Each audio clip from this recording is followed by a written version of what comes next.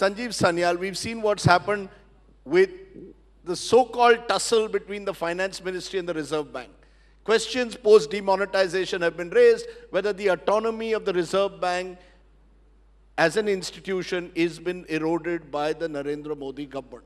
And I often hear Mr. Modi's supporters saying, look, it's not as if the first time the governor of the RBI has been in conflict with the Finance Ministry. But was there a qualitative difference in what we've seen both with Raghuram Rajan and Urjit Patel compared with the past, where the government, in a sense, was determined to set the agenda for the monetary policy of this country? I think that's a very unfair interpretation of the sequence of events.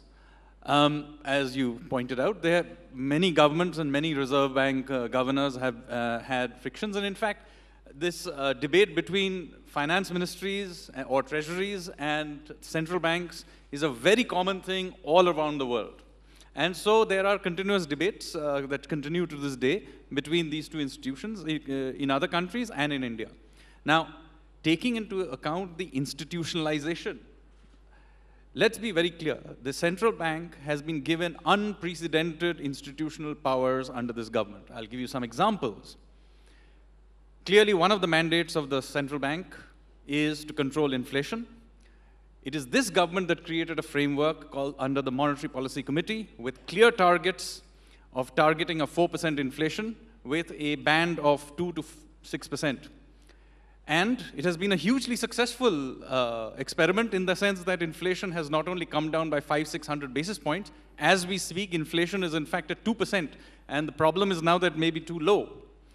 Similarly, one of the things that the government does, the central bank is supposed to do is to regulate the banking system. And we had a problem with unregulated bank lending going on for several years.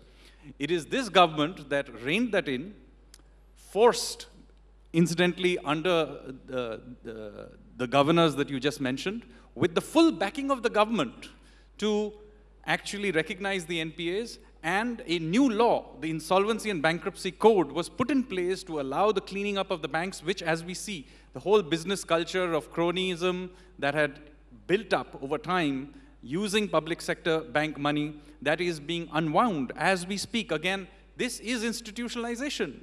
Now, of course, the independence of the Reserve Bank does not mean independence from the Republic of India. It is still a part of the government. And we have, therefore, since you've given greater autonomy, you also have to have more accountability.